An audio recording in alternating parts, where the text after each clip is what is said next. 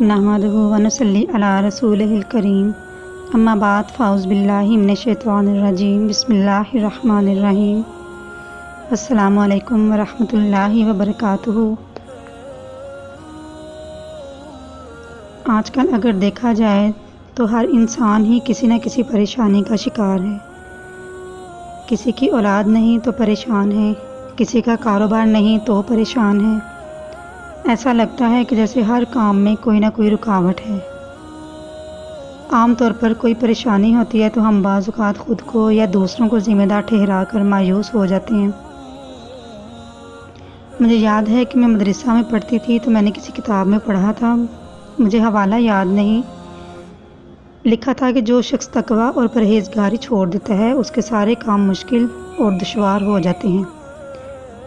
حقوق اللہ اور حقوق العباد میں کمی کا اثر یہ ہوتا ہے کہ معاملات میں طرح طرح کی دشواریاں پیدا ہو جاتی ہیں۔ ایسا انسان جس کام کا بھی ارادہ کرتا ہے اس کا دروازہ بند نظر آتا ہے یا وہ اسے بہت دشوار نظر آتا ہے۔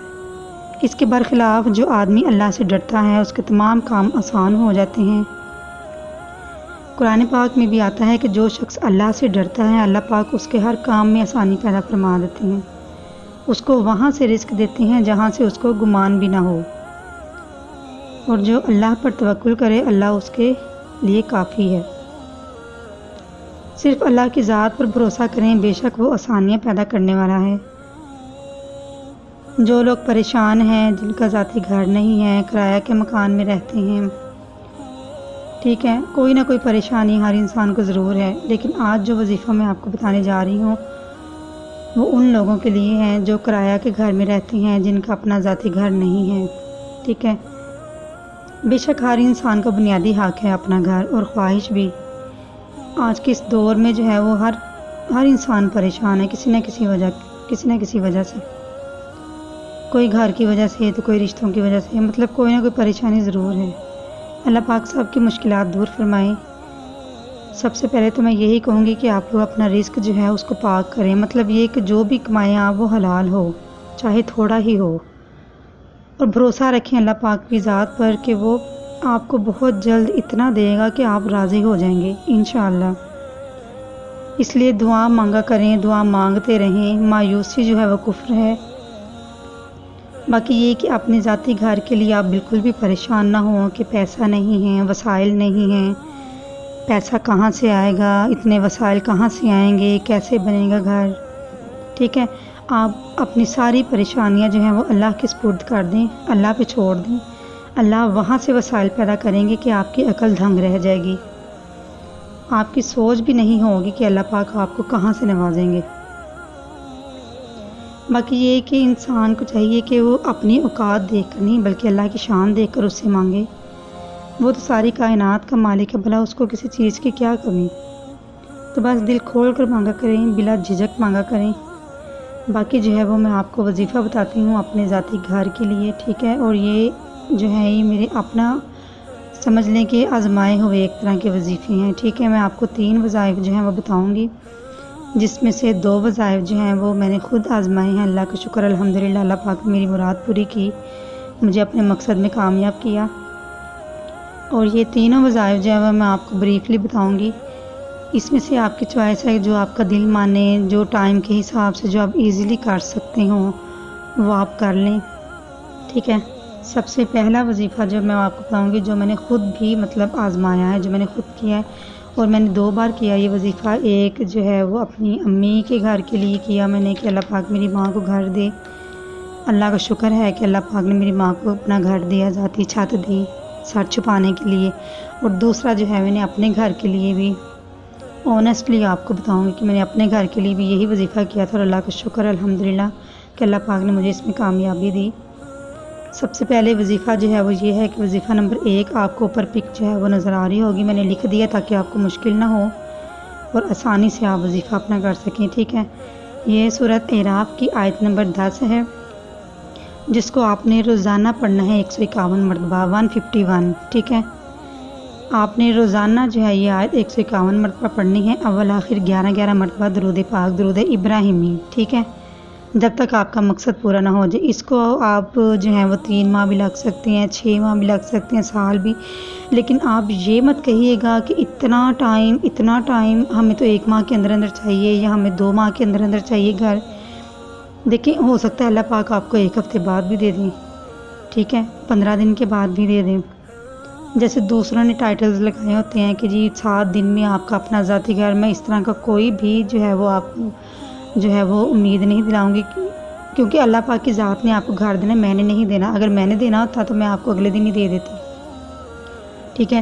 یہ اللہ پاک کا وظیفہ، یہ کسی بھی وقت اللہ پاک کی ذات کو جب منظور ہوگا، جب آپ کے لیے بہتری ہوگی. لیکن اتنا میں آپ سے کہہ سکتی ہوں کہ جب آپ کو گھر ملے گا، آپ کو اپنا ذاتی آپ کا جو مقصد ہے وہ پورا ہوگا، آپ کی خوشی کی انتہا نہیں ہوگی، اور آپ سوچیں گے کہ آپ نے جو پڑھائی کی تھی یا جو وظیفہ کیا تھا وہ آپ کا جو ہے وہ ضائع نہیں گیا. اللہ پاک نے اس کا اجر جو ہے وہ آپ کو ضرور دیا ہے، ٹھیک ہے. تو وظیفے کی طرف آتے ہیں. وظیفہ یہ ہے کہ آپ نے یہ آیت جو ہے سورۃ اعراف کی آیت نمبر 10 جو ہے یہ 151 مرتبہ آپ نے پڑھنی ہے روزانہ، کسی بھی ٹائم.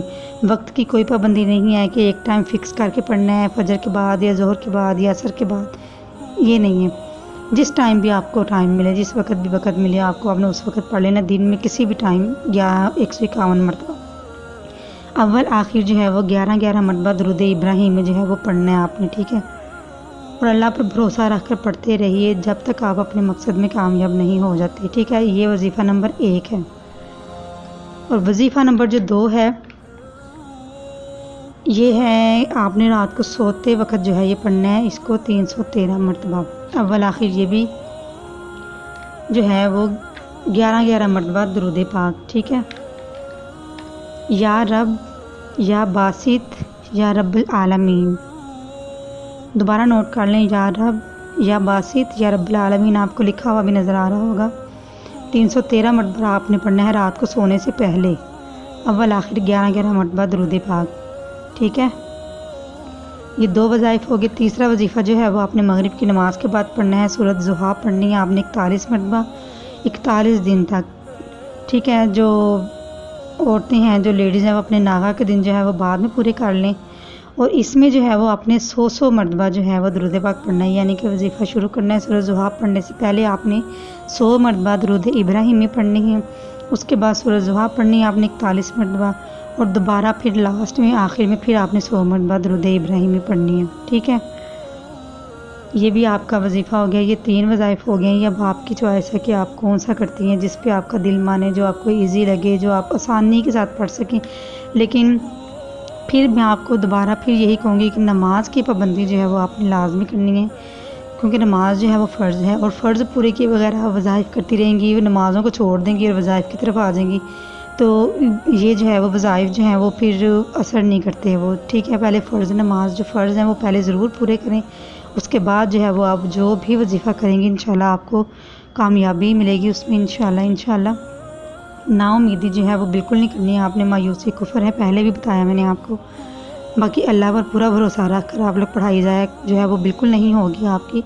بعض اوقات انسان کی سوچ وہ یہ بھی ہوتی ہے کہ ہم نے اتنے وظائف کیے، ہمارا کام تو ہوا نہیں. دیکھیں یہ اللہ کی ذات جو ہے وہ زیادہ بہتر جانتی ہے. آپ بعض اوقات جو ہے وہ آپ کوئی نہ کوئی وظیفہ کرتے ہیں، لیکن آپ جس مقصد کے لیے وہ کرتے ہیں وہ آپ کو مقصد پورا نہیں ہوتا.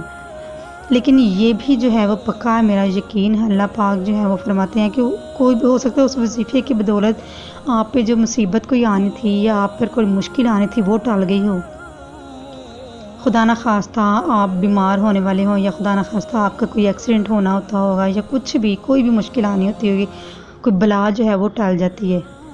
اس لیے اپنا ذہن جو ہے اس کو پازیٹیو رکھیں، نہ کہ نیگیٹو سوچیے گا. میں بار بار آپ سے یہی کہتی ہوں کہ پازیٹیو ہو کر یقین رکھ کر اللہ کی ذات پر پورا بھروسہ رکھ کر، اور اس کے بعد اس کے کلام پر یقین، اور اس کے بعد اپنی ذات پر یقین، اس کے بعد آپ وظیفہ شروع کریں. اور یہ مت سوچے گا کہ پڑھائی ضائع ہے، پڑھائی کبھی بھی ضائع نہیں جاتی، یہ میرا یقین ہے، ٹھیک ہے.